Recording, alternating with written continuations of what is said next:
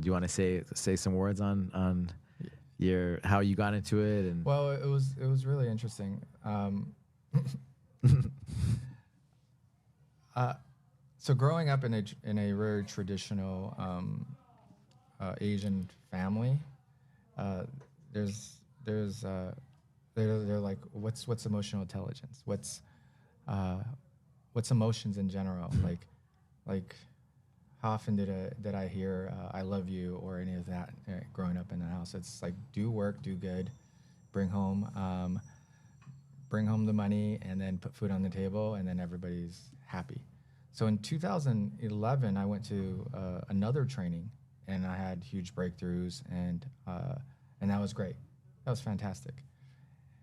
And then in five 5 years later, 2015, the wife said, "Okay, we have to go to this other place.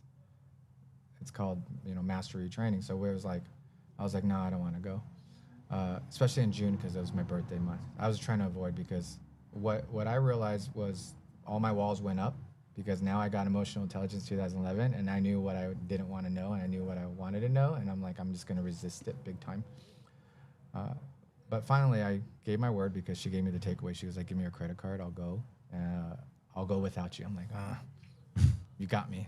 So I went, and yes, it was level one was this whole five day event, um, which I found out about my walls, what was holding me back,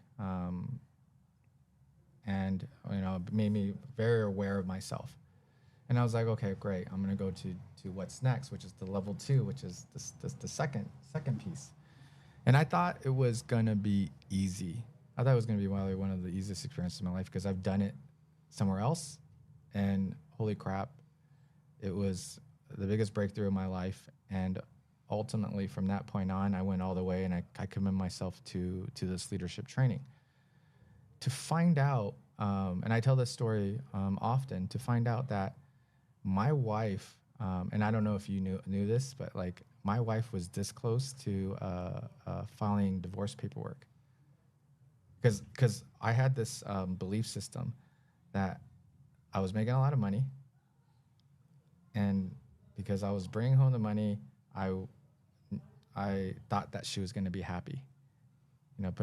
Put a house over her head, put food on the car, could go travel, do whatever we wanted to, but like that should be the happiness.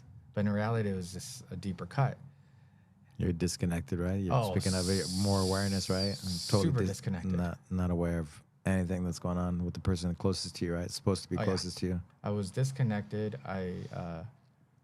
In that space, I actually treated her that like she wasn't my equal because I was bringing the income.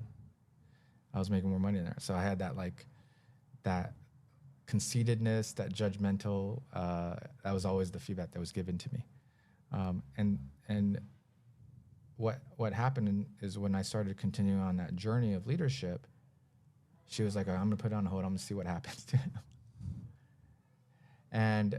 And through that whole journey, I started like evolving, seeing myself, getting the feedback, receiving the feedback, and finally finishing in a way where she saw noticeably changed. And then so she went on the journey also. Like she actually didn't do it yet, but she went on a journey right after, and then she finished. And that's pretty much our hobby. Like we give back to the community now.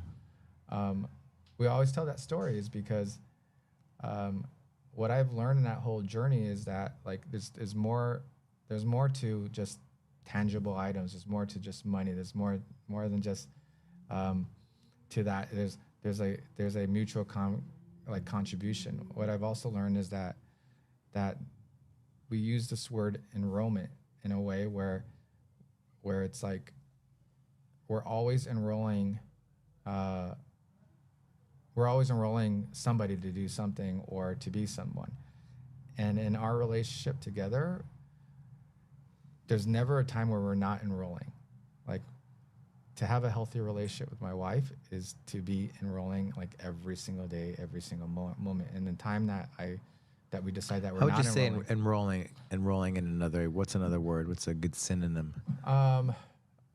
Well, so from a from a business perspective, it's sales. I always call it sales. Mm. Um, and in a space of relationship, I always call it being authentically present to the person, like giving them when you're actually speaking to them, being present, and being in contribution to their life. So like we always look at love letter, like not love letters, love languages in a way. So you know, like knowing what her wants, needs, and contributions are, and so we're working together constantly. So we're always working on the relationship. So Roman is for us is like the consistent working on the relationship and enrolling into the relationship. So another perspective I look at is that she's she is one, I am one, and then the relationship is one. So it's like the whole 1 + 1 = 3. It's kind of a weird formula, but what was missing is that the relationship is